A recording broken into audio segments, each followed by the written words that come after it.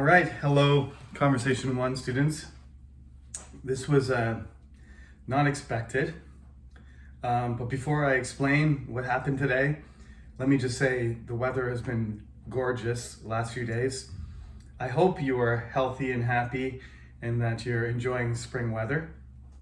I'm gonna demonstrate, first of all, I'm gonna address the fact that I have this ridiculous mustache. It is the first time I've ever done this in my life. I'm 40 years old, and it's kind of just for fun. It's kind of a, I don't know, 100-year-old thing. Every man in England, about 100 years ago, especially during World War I, all the men had mustaches. All the generals had mustaches. You're not supposed to actually see it, because as you can see, when I'm wearing my mask, you can't really tell that I have this ridiculous thing that I'm growing. But anyway, because yesterday I met a friend, and that friend's family member was infected with COVID. I was waiting to find out my friend's result. And if he was positive, then I would have had to get a PCR test. And then I wouldn't have been able to, excuse me there, I wouldn't have been able to, there's an interruption. I wouldn't have been able to teach the class safely, comfortably. So I made the decision this morning, at about 7:30 to message all of you and let you know that we would just wait one more week. So I apologize. For one class, it was 2 hours before. For the 12 o'clock class, it was 4. I would have told you before, but I really didn't know. It's now 1 o'clock in the afternoon on Monday, and I'm recording this lecture now because we didn't have class, because I canceled it. But he was negative, so probably I don't have it, probably. But it's called stealth. It's called stealth Omicron, right? For a reason. Its nickname in English is stealth, like a stealth fighter, right? Like somebody who's invisible or can avoid detection. So, I won't know 100% for a few days, but I've been lucky so far. I haven't gotten it. I have my vaccinations. I have my booster shot. So fingers crossed, but I thought it would be safer to delay 1 week. So I apologize for the late notice and for doing this one more time. But next week, things will go ahead normally. Yesterday, there were lower numbers than usual, but Sunday's always lower, so we don't really know.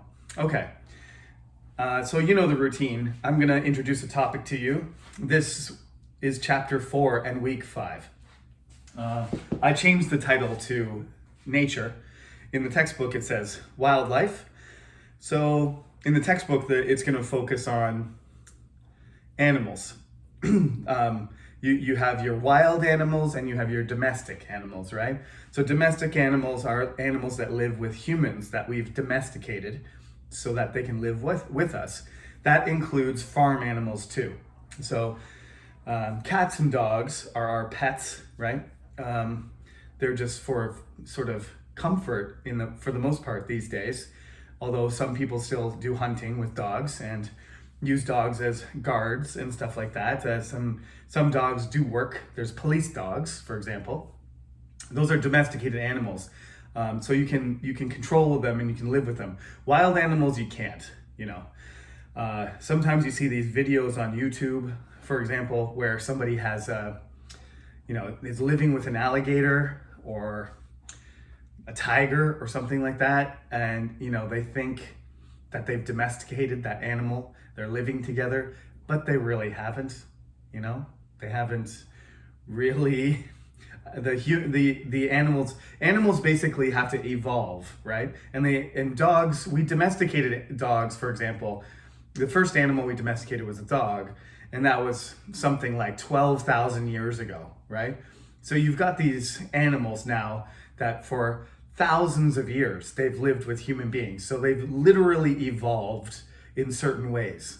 Like you still have these dogs that are like wolves, like huskies and other breeds, and you have these dangerous sort of aggressive dogs like pit bulls and Rottweilers. But essentially, all breeds of dogs have been they've been bred, they've reproduced, and human beings have chosen what type of dog they want. So you got your Chihuahuas, these little tiny ones, and you have your Great Danes, and you have your sheepdogs, and you have border collies, etc., etc. Labrador retrievers, small cuddly ones that you can carry, and big, huge ones that you can, ride into the mountains. Essentially, we have this huge variety because dogs' genetics there's a lot of variety in the genetic material of dogs. So you end up with all these different breeds, hundreds and hundreds of different types of dogs,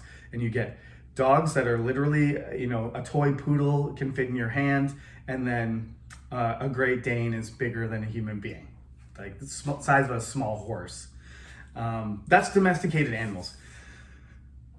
An animal that is wild exists without human, interference or control. They can live and they can survive without any dependency or interaction with human beings. For example, a tiger. Okay, we haven't domesticated tigers. We haven't bred tigers to be our companions or to work with us or to serve a certain function. They're in the zoo for us to look at and be amazed by. But in the wild, they're perfectly capable of living without them. Domesticated animals often can't live without human beings. If you put a toy poodle in the forest and you come back a week later, something will have eaten it. It can't survive by itself. It's not a wild animal. However, some domesticated animals do have the ability to turn back into a wild animal. We call this kind of animal a feral animal. Feral. That means that it was a domesticated animal, but then it escaped or it ran away, it got lost or something, and then it started to live, in the wild again, and it adapted and became wild. It's called a feral animal. So, for example, there's all these abandoned cats and dogs in Australia in particular is a good example. And Australia doesn't have cats and dogs naturally. So they went into the wild, and then those cats, learned to survive by eating birds and eating local animals, and then, had babies, and those babies grew up in the jungle or in the rainforest or in the mountains or in the desert or whatever, and learned how to attack and to survive.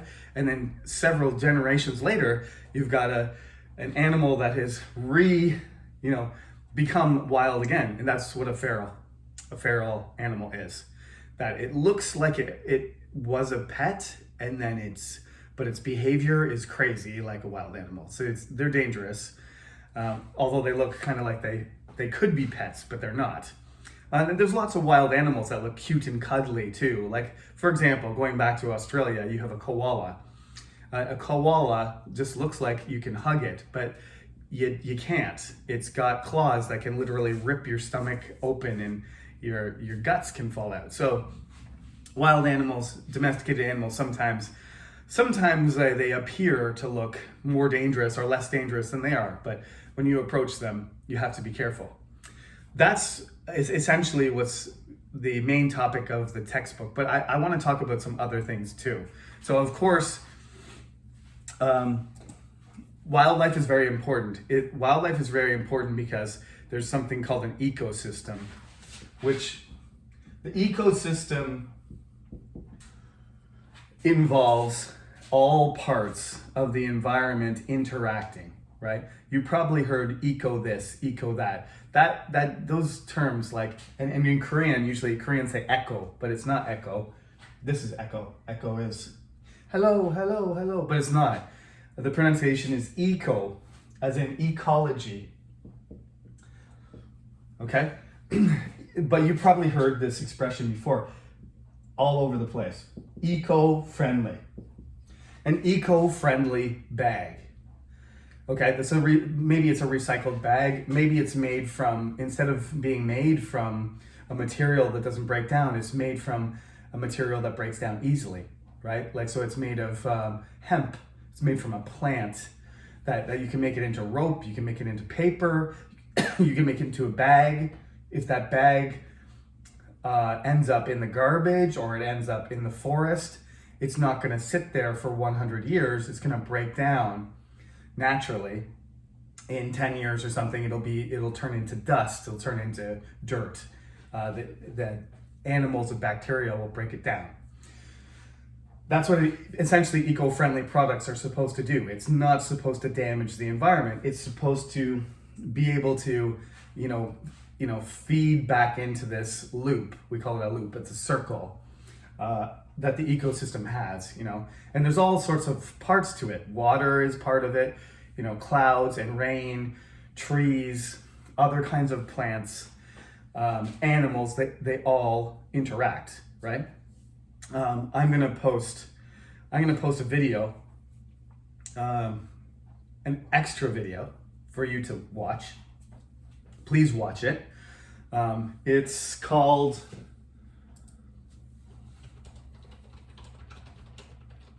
let's see, how wolves change rivers.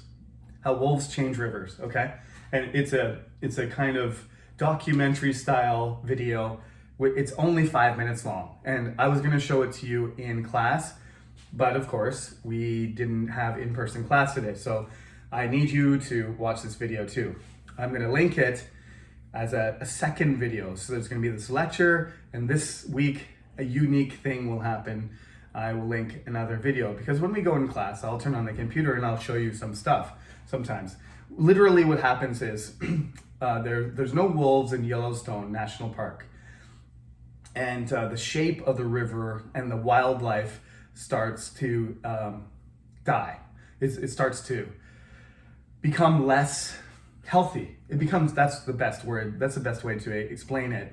The ecosystem becomes unhealthy because the wolves affect the behavior of the other animals, which allows certain things to grow. So I won't go any further because I don't want to ruin the video, but essentially, the shape of the river and the type of plants that grow and the type of animals that live there get completely altered. When the wolves are gone, it becomes a weaker system, and then they bring the wolves back, and then everything gets healthier. Everything in the system gets healthier, okay? That's what ecology is, the study of those systems of the environment. Just saying I'm an eco-friendly person, I drive a car that's a hybrid like I do, or an electric car or something, I don't use as much gas. That's kind of weak eco-friendly, because cars are made of plastic and they're made of metal, and the batteries still consume energy, and the electricity doesn't come from clean energy sources. So you're not really eco-friendly, are you? You're less eco-enemy. You're less damaging to the ecosystem. You're not eco-friendly. I think an eco-friendly thing is the wolf. That's why I want to show you the video. The wolves are eco-friendly. They make the ecosystem healthier. If human beings were eco-friendly, we would have no environmental problems, would we? So this, business, economics, marketing, label, I have an eco-friendly. No, you don't. You still use energy. There's still material in that product that's not good for the environment. It's just better than poisoning the earth directly with something horrible. Okay, so an eco-friendly product is really just saying less damaging product. Let's just think about that idea, because this is university. This is the place to think about these things, right? Think about, what's really going on here. What am I really paying? It's a similar thing about your food. When you go to buy organic food, are you really buying organic food? Are you really paying? Are you really getting or a real organic product for $4, like for an apple, instead of paying $1 for like the GMO apple? You think those, this apple looks exactly the same as the other apple, but it's organic? No, it's not. Real organic apples look weird. They have spots on them. If there was no chemicals involved in them and there was no genetic modified seeds, that apple wouldn't look like exactly the same as other apples. If you go to an organic section and everything is bright colored, perfectly shaped, shiny, smells nice, those are not natural foods, right? If you went to a real organic store, they would be very ugly. You have a pile of apples, and a lot of those apples would look weird. They might smell off. They might not be as sweet. They might not be as bright. That's organic, right? That's natural food. Otherwise, you are basically saying, they're probably saying, oh, we didn't use the worst chemical products. There's literally a list of chemicals that you're allowed to use. If you have organic food, you're allowed to use. There's like 100 chemicals. There's just, the worst ones are banned. So in order to call your food organic, if I'm a farmer or I'm a grocery store and I'm selling you the food, I can say this is organic and I can only use this type of chemicals. But these type of chemicals I can't, because these ones basically have been shown to be really poisonous and bad for the environment or cause cancer.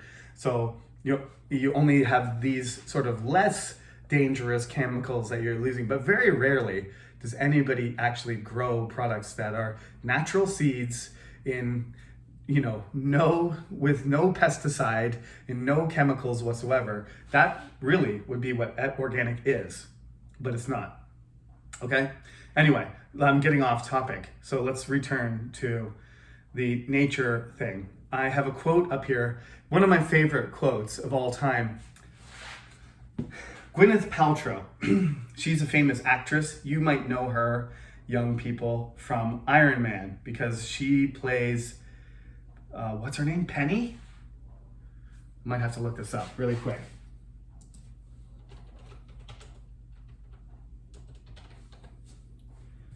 Sorry, Pepper, not Penny. I don't know who Penny is. Pepper Potts. Right? Pepper Potts in the Marvel series in Iron Man. It's Iron Man's kind of girlfriend. And, I shouldn't say Iron Man. It's Tony Stark. Tony Stark. Everybody thinks of Robert Downey Jr., but anyway, it's Tony Stark. She's in many movies. She's a great actress. I don't have a problem with her acting. I have a problem with her business. Her business is selling weird oils and vitamins and convincing people that these natural, products are healthy for you and they're going to make you live longer and look younger. Because, she's a pretty lady. She's an attractive person and she looks healthy enough. So people believe her that she takes these strange things, like I said, like oils and essences and from snakes and weird, natural products, and she puts them on her skin, or she eats them, and she sells them and she promotes them. And it's all a scam. It's all like garbage. You just spend a lot of money for nothing. It doesn't do anything. So, if you have a lot of money and you want to, okay, but you're not going to get any benefit from this stuff. There's no science behind what she's talking about. So she's selling these things, and when she's doing these presentations and promoting this, she said, I think the full quote is actually something like, human beings are human beings, and the sun is the sun. How can that be bad for you? Okay. First of all, the sun it's a gigantic nuclear weapon. It's a gigantic radiation producing star, right? Like if you get close to the sun, it burns you up in a second. It's a gigantic nuclear furnace.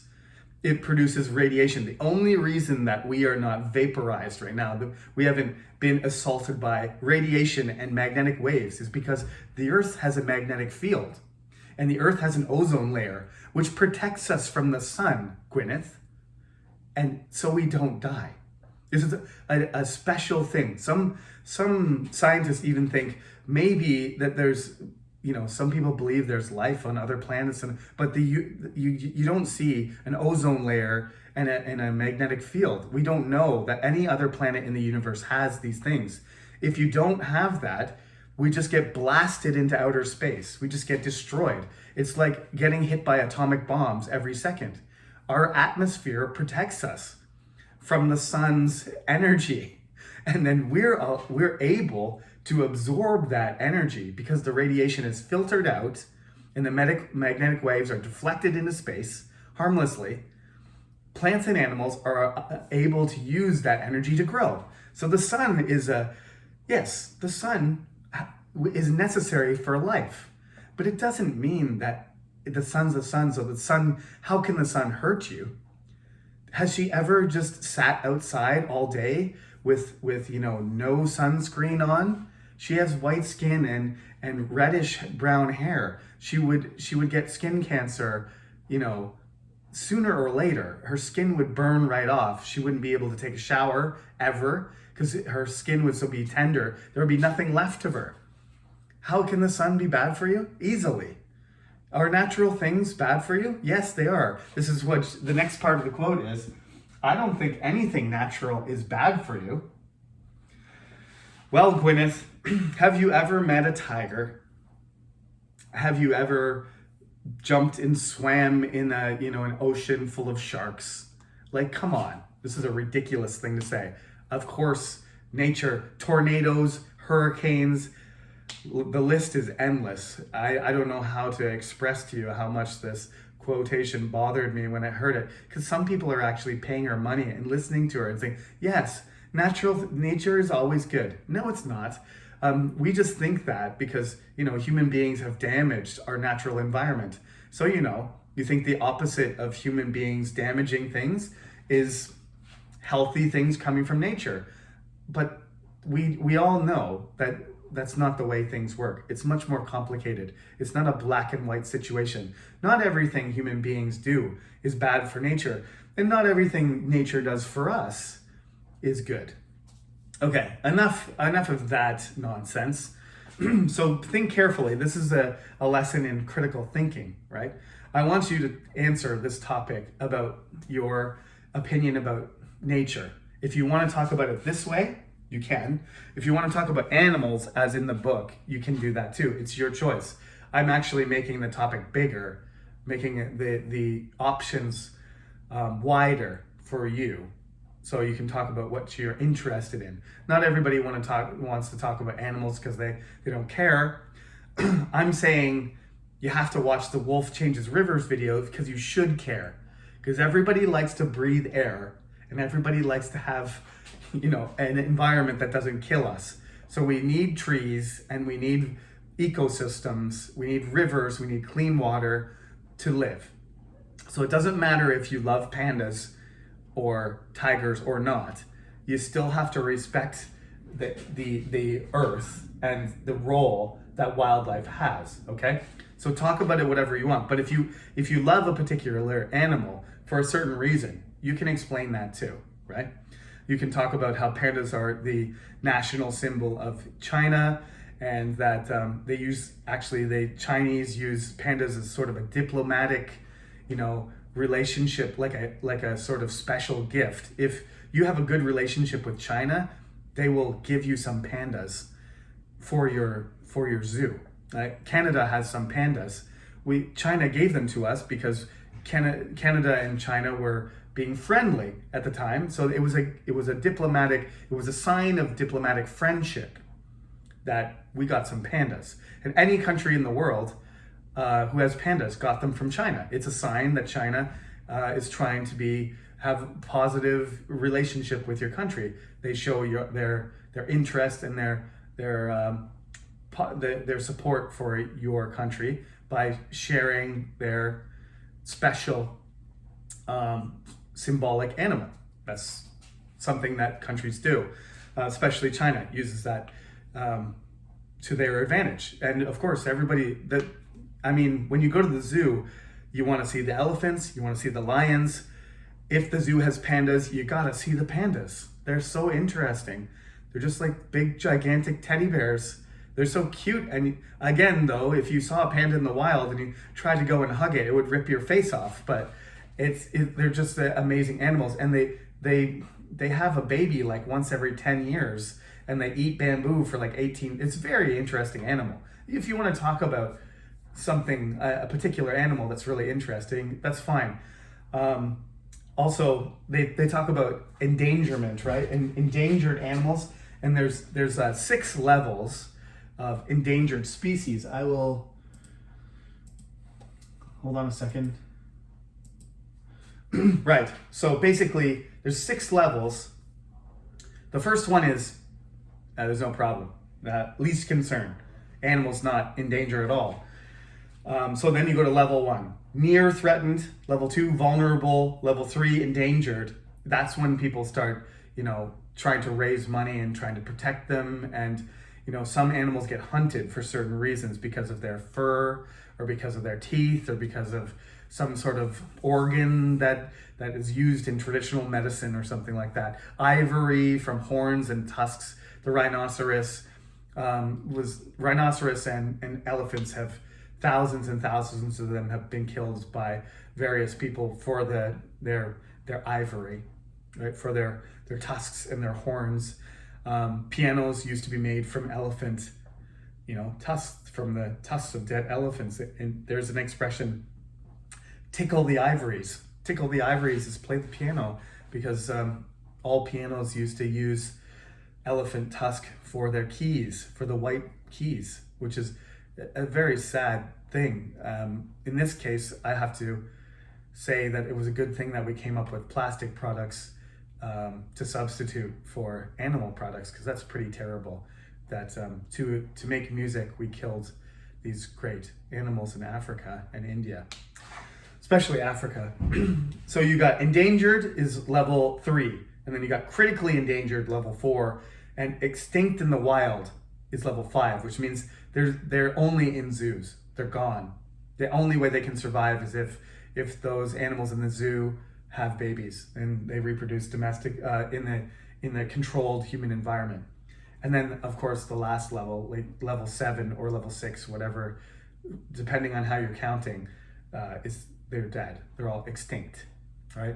Now, extinction is actually something that happens in nature. We lose species every year. Nature evolves and some species die. That's normal. But we also have 5 mass extinctions. Like when the dinosaurs all died, we don't know exactly why. The main theory is a meteor comes from outer space, crashes into the earth, throws up a huge amount of dust and energy and pollution it's like 1,000 atomic bombs hitting the earth at once. It's almost like a nuclear winter. So the whole earth gets covered and dust gets thrown all over in the atmosphere, and the earth cools very quickly, and plants die, and all the dinosaurs are too big, essentially, to survive. So all the 90% of the animals, excuse me, interruption again. 90% of the species on Earth die because a lot of them are really, really big. We've never had animals the size of the dinosaurs again. We had a really warm planet at the time, and it cooled very quickly from the meteor. Maybe. There's other theories. It could have been like a crazy viruses or volcanoes or shifting, it could have been the sun. Again, Gwyneth, the sun is really, really friendly to us. No, it's not. Sometimes there's solar events, and like a burst of radiation could come from outer space, hit the earth, and wipe out everything. It could happen to us. Anyway, it happens 5 times since Earth, the life on Earth has started. And right now, some people are warning us that we could experience the sixth mass extinction. If human beings aren't careful and we damage the earth enough, then we're gonna end up with a mass extinction event, just like what happened to the dinosaurs. We're gonna do that to ourselves. What else do I got here? Keep this in mind. When you saying I like animals or I don't like animals, we don't live in a vacuum. That's an expression that means we're living together with everything, not just other human beings, but with animals and plants too. Respect the environment, right? I'm sorry to say, but in Korea, lots of people have this habit of throwing their trash on the ground, and people do that in every country, but certain countries are really much worse than others about doing that, about throwing their garbage on the ground. It's called litter, right? Littering is illegal in most developed countries, and I believe it is in Korea too. But nonetheless, people do this. In Canada, the worst thing that people do is they drive in the countryside, and for some reason, they're so selfish and stupid that they throw garbage out their window. Like they're eating McDonald's, and for some reason they don't care about anything except for their own comfort. They can't hold on to their garbage until they get to a garbage can, so they throw their McDonald's garbage out the window. It's one of the things I hate the most, I'm sorry to say. If you do that, you're a bad person. I remember maybe I was grade 1 or grade 2, and I was chewing a piece of gum when I was outside, and I opened the wrapper, put the gum in my mouth, and threw the wrapper on the ground. And my teacher saw me and told me, Jeremy, that's littering. Don't you ever do that again. That's a terrible thing. You're a terrible young man. Put that in the garbage right now. And I haven't littered since I was 7 years old, because she was really angry. And my mother, I don't know if she ever talked to me like that, but my mother never ever put garbage on the ground. I used to go camping with my friends, and a lot of us smoked cigarettes when we were camping, and we collected all the cigarettes when we were camping and put them in a box, a metal box, and we carried them out. We never left them in the forest, because those little cigarette butts, they are made of plastic and charcoal and stuff, and they don't break down. You leave them in the forest, the animals are stepping on them for 25 years, 30 years. You don't want a forest full of cigarette butts. So you have to put your garbage away. You can't leave it in the environment. We don't live in a vacuum. Respect other people. Koreans are so good about respecting other people sometimes. For example, during coronavirus, wearing masks and social distancing and getting vaccinations, awesome. But when it comes to littering, I'm afraid the Japanese are the best. That's the best country I've ever seen. I know nobody wants to hear that, but if you go to Japan, it's just like the streets are sparkling. Nobody ever puts trash on the ground. It's just, I was in Tokyo several times. You can literally look behind buildings, and like the small little alleyways are clean. It's crazy. Now, I'm from Canada. We're not that good. As I said, some people, especially when they're in the countryside, they throw junk out the window, and they should be punished for that. But there's not CCTV all over Canada, the way Korea is. So people get away with some things. But in general, you know what I mean. Society needs us to work together. That's one of the reasons that I want to do this class in person, is because, there's a social aspect of this class that is missing. And, we don't live by ourselves. I don't want to be in my office forever talking, to the window and to my chair and to my desk. I would like to meet real people so that we can care about each other. Another good example of this is something called the butterfly effect. This is a very interesting theory. It was basically heavily influenced and created by this American mathematician, Edward Norton Lorenz. You don't need to remember the name, but he came up with this chaos theory. He was a mathematician. He was a genius. But basically, when he studied weather, meteorology, he's talking about, like, how does a tornado form?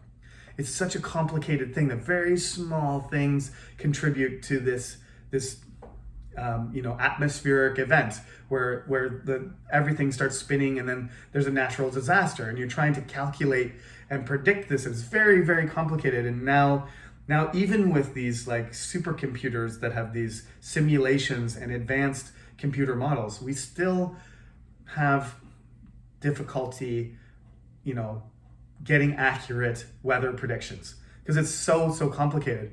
In fact, he says, in his example, he says, okay, if a butterfly, flapped its wings 2 weeks ago in China, there could be a tornado that could affect whether there's a tornado or not in the United States. That's the level of complication, that there's so many factors that it's almost like not order, it's like disorder. There's so many things going on, interacting, that you can't figure it out. The universe is like that.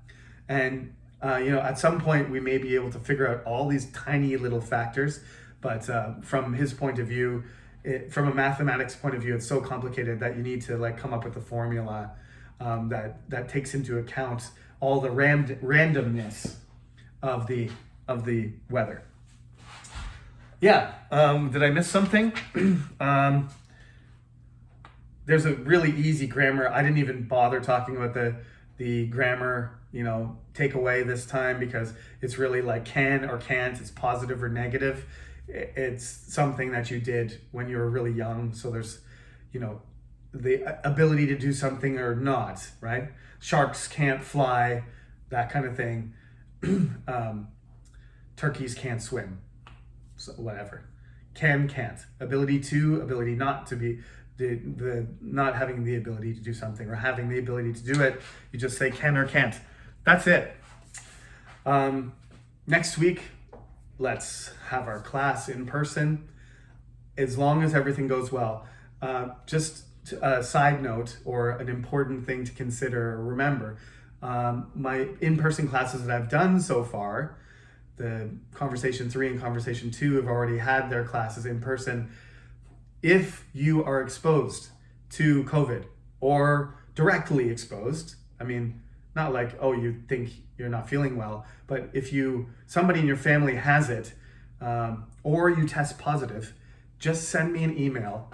You don't need to document these things carefully. I understand the situation and I don't want anybody to get sick, because we're careless. So send me an email if you're not able to make it for a legitimate reason, like I did today. Then you just have to, follow the topics and get some information from your classmates, or ask me what the topic was and do your homework just like usual.